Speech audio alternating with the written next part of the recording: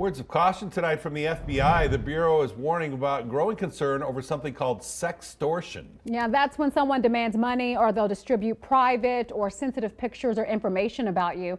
News 3 Steve Wolford is live in downtown Las Vegas to explain why anyone from minors to seniors is a potential target. Yeah, that's right. A lot of people are vulnerable to this. The FBI says that sextortion has been around for years, but they're noticing some changes in the trends on exactly who's being targeted. It used to be young women. Now they say they're seeing more and more cases of young men being targeted. But even the 60 and older age group is a potential victim. It's dating apps, it's online gaming, it's social media platforms. Spencer Evans, the FBI special agent in charge of the Las Vegas office, says if you go online to socialize or play games, you can be the target of sextortion. Basically anywhere where you can find people that are, putting their personal information out there, that are open to engage with folks that they don't know. According to the most recent stats, the largest age group targeted 20 to 39 years old, many of whom use dating apps. The very nature of a dating app itself is someone that is willing to meet people that they don't know.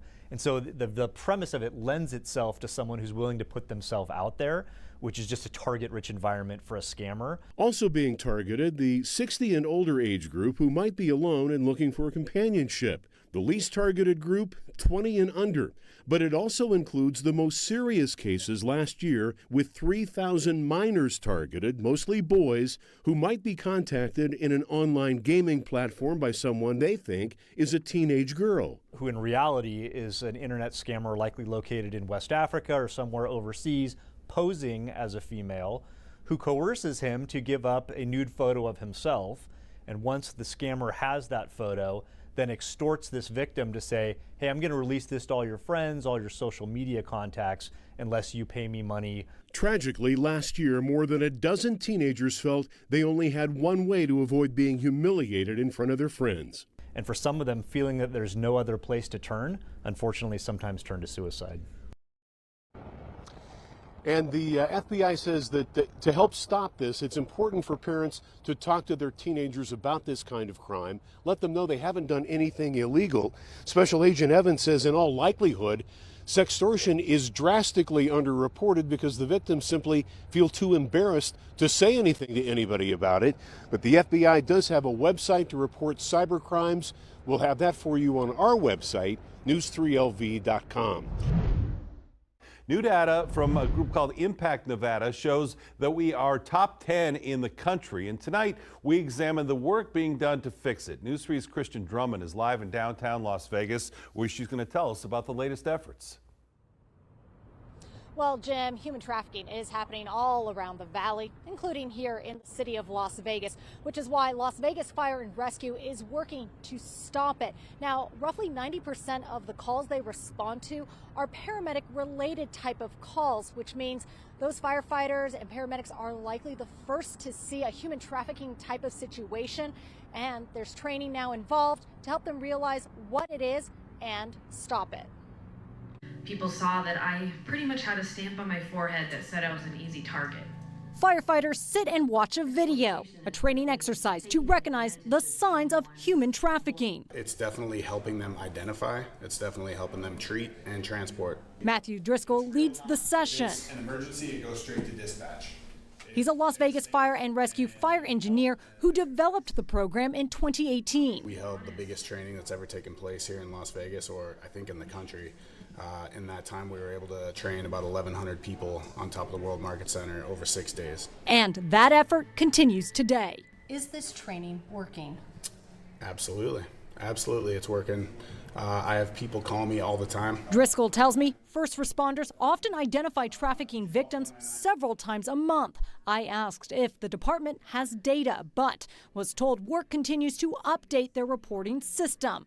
Tracking the statistics, though, is not necessarily simple. 80% of human trafficking is actually under the umbrella of domestic violence because the trafficker is a boyfriend or family member. Liz Ortenberger, CEO of Safe Nest, a domestic and sexual violence agency in Clark County. We have to start to think differently and track our data differently as polyvictimization And then what flags? Because it is absolutely possible to be a victim with intersecting violent crimes. Victims range in age, including minors, and Driscoll realizes the issue is not stopping anytime soon. I know that Las Vegas is a place where people think they can come and do whatever they want.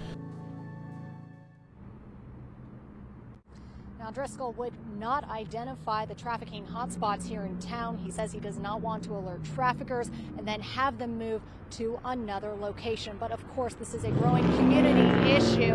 And one shelter is telling us they have actually seen an increase of trafficking victims coming in. And coming up at News 3 Live at 6, what is happening now, the collaboration among various agencies, and what needs to continue happening to address this growing issue. Just about a week and a half now, the Nevada legislative session will begin up in Carson City, where the state lawmakers will decide where your money will be spent. One area the governor wants to give extra dollars: education. Crisis in the Classroom investigative reporter Tiffany Lane spoke with a local teacher turned legislator who says that he wants to make sure your students will benefit. Ruben De Silva has been a teacher at Rancho High School for a while now, and as a new lawmaker, he's translating his experience inside the classroom into bills and laws that impact our students and staff. Absolutely one of the great honors of my life. We sat with Ruben De Silva at his mother's home, where she proudly hangs his pictures as a Marine with multiple college degrees. De Silva was born in Mumbai, India, and spent most of his life growing up in the Vegas Valley. Just a few blocks away from his mother's home, the high school where he walked the halls as a student and now serves as a history teacher. I've been at Rancho now. This will be in August of 2023. It'll be 10 years. While he celebrates that anniversary, he is breaking barriers in his new role as a lawmaker. I am the first ever South Asian American to actually hold office in the state of Nevada, to serve in the legislature, to serve in any elected capacity, and the first Indian American person to actually serve in the legislature. Congratulations. De Silva will be serving as a member in the Assembly Education Committee, where he will be using his personal experiences to make change.